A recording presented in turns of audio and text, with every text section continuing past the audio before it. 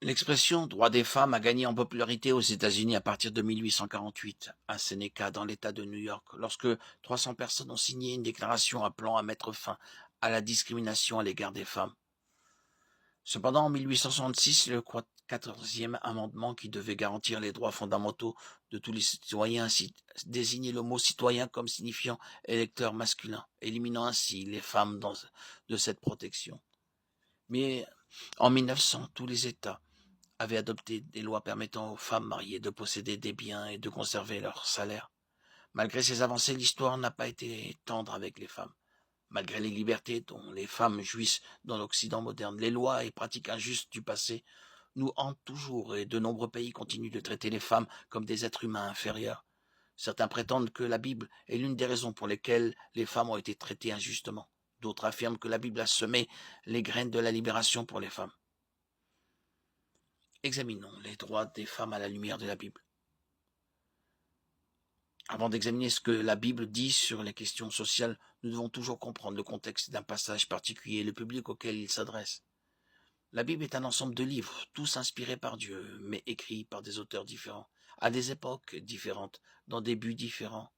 Par exemple, le commandement de Dieu aux Israélites de détruire les Hittites et les Cananéens de Deutéronome 10-17 n'a pas été écrit pour les chrétiens du XXIe siècle. Nous ne pouvons pas agir sur la base de ce commandement. Il ne nous était pas destiné. Au contraire, nous en tirons des leçons et cherchons à comprendre les desseins de Dieu. De même, certains éléments de l'Ancien Testament qui, pour nous, lecteurs occidentaux modernes, donnent l'impression que Dieu ne respecte pas les femmes, doivent être considérés à la lumière de la culture du Proche-Orient en 4000 avant Jésus-Christ. L'Écriture nous apprend que Dieu a créé la femme comme un complément et un don pour l'homme. Genèse de 18-22. Elle doit être chérie, protégée et servir de manière désintéressée, comme le Christ aime et sert son Église. Éphésiens 5, 25, 30, 1 Pierre 3, 7. Mais l'homme déchu, agissant selon sa chair pécheresse, pervertit ce que Dieu a créé. Au fil du temps, l'idéal de Dieu pour la femme a été brisé. Elle n'est devenue guère plus qu'un objet sexuel, une porteuse d'enfants et une esclave de l'homme. Ce n'était pas le plan de Dieu, tout comme la guerre, la maladie et la souffrance n'étaient pas son plan. Mais Dieu laisse à l'humanité le libre arbitre pour choisir d'honorer ses commandements ou de les ignorer. Cependant, chaque choix entraîne des conséquences.